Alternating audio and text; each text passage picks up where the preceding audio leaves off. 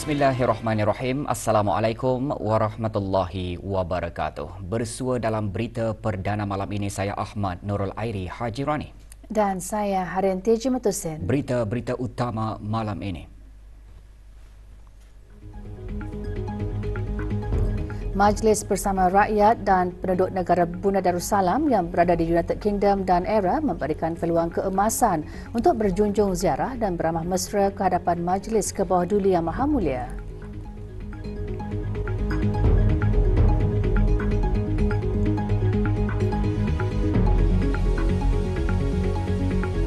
Bilangan pesakit buah pinggang menunjukkan tren peningkatan dari tahun ke tahun.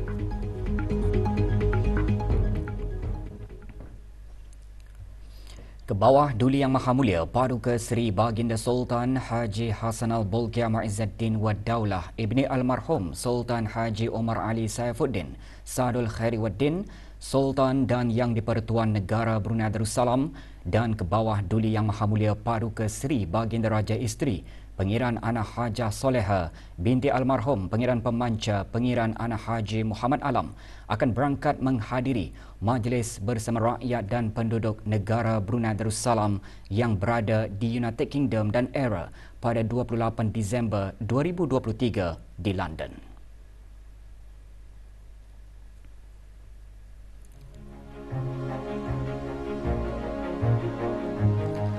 Majlis ini akan memberikan peluang keemasan kepada rakyat dan penduduk khasnya yang berada di United Kingdom dan era terdiri daripada penuntut-penuntut, pegawai-pegawai kerajaan dan mereka yang sedang dalam percutian untuk berjunjung ziarah dan beramah mesra ke hadapan Majlis ke bawah Duli Yang Maha Mulia Paduka Seri Baginda Sultan dan Yang di-Pertuan Negara Brunei Darussalam dan ke bawah Duli Yang Maha Mulia Paduka Seri Baginda Raja Isteri.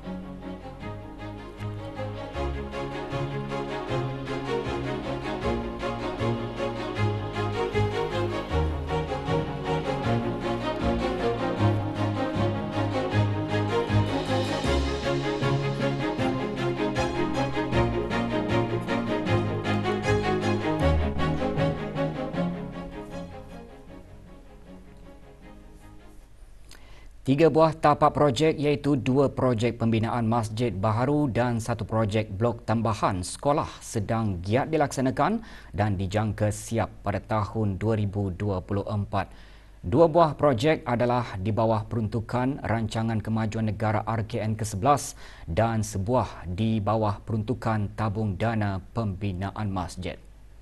Bagi memastikan projek-projek berjalan lancar, mematuhi piawaian dan tarikh siap yang ditetapkan, pagi tadi Yang Berhormat Bin Udara Khatib Datuk Paduka Seri Setia Ustaz Haji Obadarudin bin Pengarah Datuk Paduka Haji Awang Osman, Menteri Halwa Ugama dan rombongan meninjau perkembangan projek-projek berkenaan.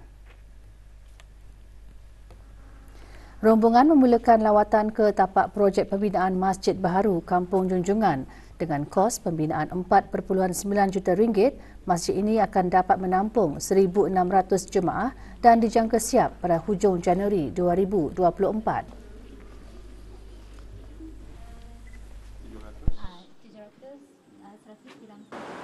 Juga ditinjau tapak projek blok tambahan Sekolah Menengah Arab Laki-Laki Hassanal Bolkiah yang akan menempatkan bilik-bilik darjah tambahan.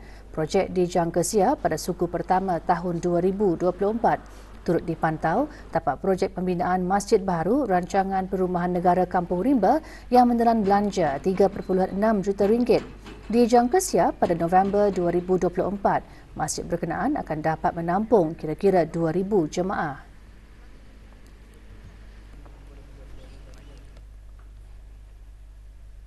Bilangan pesakit buah pinggang menunjukkan peningkatan dengan kira-kira 28 orang pesakit dari tahun ke tahun. Berdasarkan statistik Jabatan Perkhidmatan Renal, sehingga Oktober tahun ini, hampir 1,000 pesakit menghidap masalah buah pinggang dan menjalani rawatan hemodialisis, kebanyakannya berusia 56 tahun. Komplikasi kesihatan sehingga merosakkan fungsi buah pinggang, orang ramai perlu bijak mengawal pemakanan bagi mengelak berhadapan dengan masalah diabetes. Kesan sampingan disebabkan oleh masalah buah pinggang boleh mengganggu aktiviti harian dan kehidupan bagi pesakit tersebut. Di mana bagi pesakit yang menjalani rawatan hemodialisis, mereka akan membuat rawatan cucian sebanyak 3 kali dalam seminggu selama 4 jam, dan di antara kesan-kesan yang selalu dihadapi adalah seperti sesak nafas, pening, kurang selera makan, kurang darah merah dan bengkak-bengkak di seluruh badan, terutama di dua belah kaki. Sekarang sudah menjalani rawatan itu, kita ini wajib, bukan lagi harus, wajib ikut cakap dokter, nas untuk kebaikan kita ni lah, untuk kesehatan kita ni. Untuk yang di luar sana, jadi jangan takut ke klinik untuk pemeriksaan kesehatan kita ni. Dan kalaupun ditakdirkan kita ni menjalani rawatan itu, terima hati dengan terbuka lah. Kita ni harus mengikut arahan doktor. Kalau doktor punya kita bercuci, kita ni harus bercuci. Kita ni dia boleh nyorang dia mengikut arahan doktor. Karena doktor lebih tahu lagi apa penyakit yang kita ni alami. Jadi kalau saya mencuci, akurlah ikut saja. Ada untuk kesehatan kita juga. Banyak barang nak makan ni. Aku pantang lah, ada pantang sikit. Then if I tersedia makan barang itu, aku makan sikit juga. Perasaanku sedih sikit lah, because in my family nada pernah ada diagnosis patient. Tekanan darah tinggi yang tidak terkawal dan penyakit kencing manis antara punca utama penyakit buah pinggang. Orang ramai disaran agar bijak mengawal pemakanan bagi mengelak berhadapan dengan masalah diabetes yang boleh mengakibatkan komplikasi kesihatan sehingga merosakkan fungsi buah pinggang. Pelbagai pakej pelancongan menarik ditawarkan bagi pelancong kapal persiaran yang tiba di negara ini. Ikuti bahan beritanya selepas ini.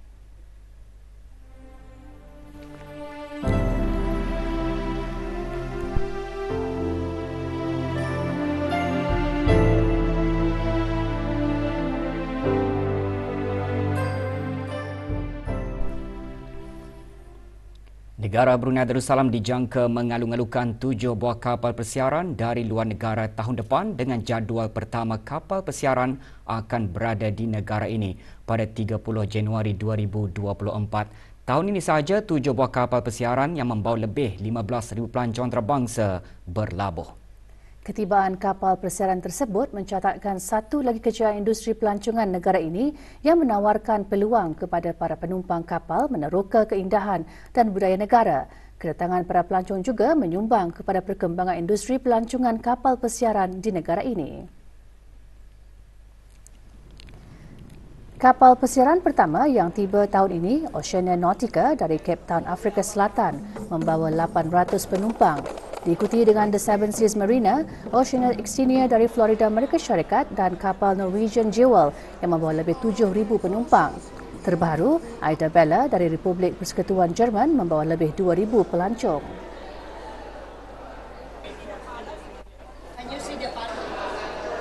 Jabatan Kemajuan Pelancongan terus bekerjasama dengan pihak berkepentingan bagi menyokong pembangunan sektor pelancongan kapal persiaran. Di samping itu, ejen pelancongan juga menawarkan pelbagai pakej pelancongan yang menarik untuk dilawati.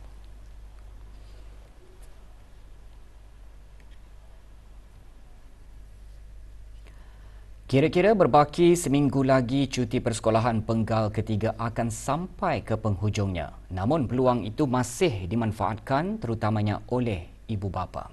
Tidak hanya membawa anak-anak melancong ke luar negara, tetapi sebilangan ibu bapa juga mengambil kesempatan untuk membawa anak-anak mereka untuk melancong di negara sendiri. Haji Azizi Ahmad seterusnya membawakan laporannya.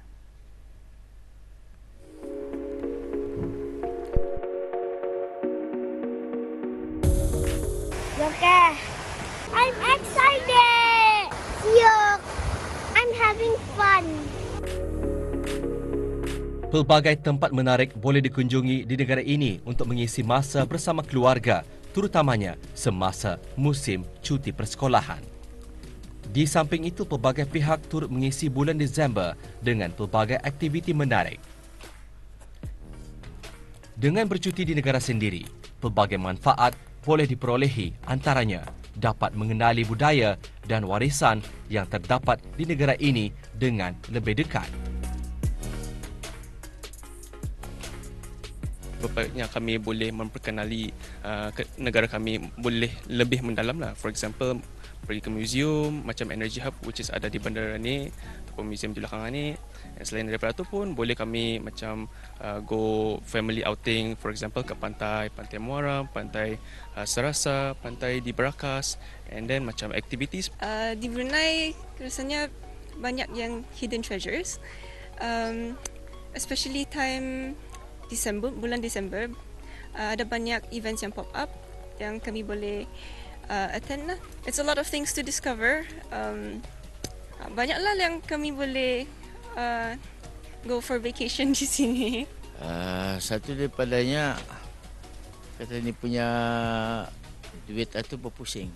Daripada kita ni mengeluarkan duit ke luar negeri, baik kita ni spending sini untuk apa ni, untuk local, support lokal lah. Macam tu, daripada weather keluar, mungkin di Temburung, and then peranginan, and then macam di Eco Corridor, macam tu lah, pantai apa semualah. Dengan membawa keluarga melancong di negara sendiri, kita secara tidak langsung mendidik dan menanam rasa cinta terhadap negara. Sebagai rakyat dan penduduk negara Brunei Darussalam, kita sepatutnya berbangga dengan keistimewaan yang terdapat di negara kita sendiri.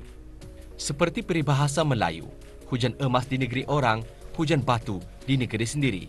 Lebih baik di negeri sendiri. Laporan Haji Azizi Ahmad untuk Berita RTV.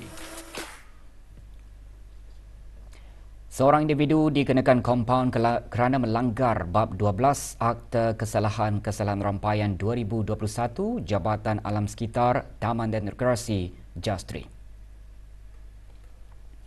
Muhammad Farhan bin Zaini didenda kompaun RM100 kerana melakukan kesalahan membuang sampah di kawasan Kampung Batu Marang. Individu terbabit diberi tempoh 7 hari dari tarikh kompaun dikeluarkan untuk menjelaskan denda. Jika gagal, boleh didakwa di mahkamah. Pengintegrasian mata pelajaran agama ke dalam sistem pendidikan umum adalah untuk menjaga kesejahteraan pelajar dengan mengurangkan beban kerja pelajar dan mengurangkan masa berada di sekolah yang akan meningkatkan lagi keseimbangan hidup dan kesihatan mental para pelajar.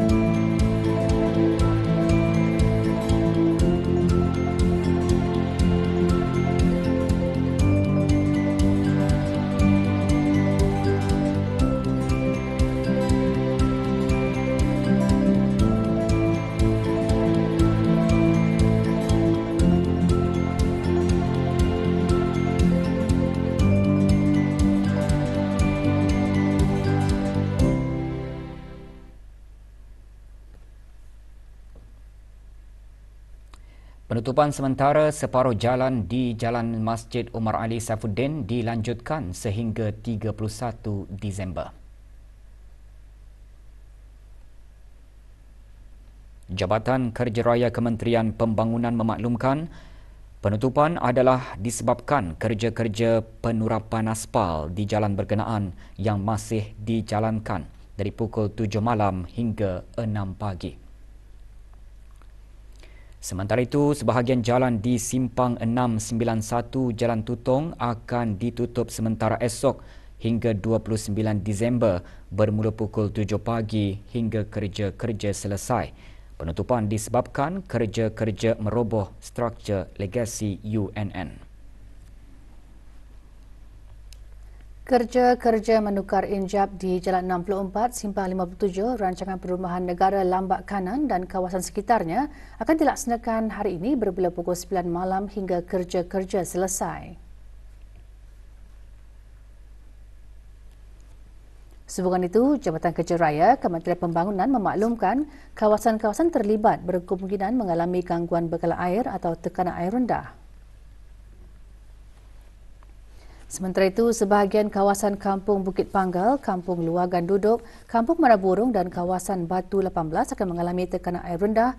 Kerja penyucian tangki Bukit Durian akan bermula esok 27 Disember pukul 8.30 pagi hingga kerja-kerja selesai. Sebarang aduan atau permohonan bagi pembekalan air tanker, hubungi talian Darussalam 123.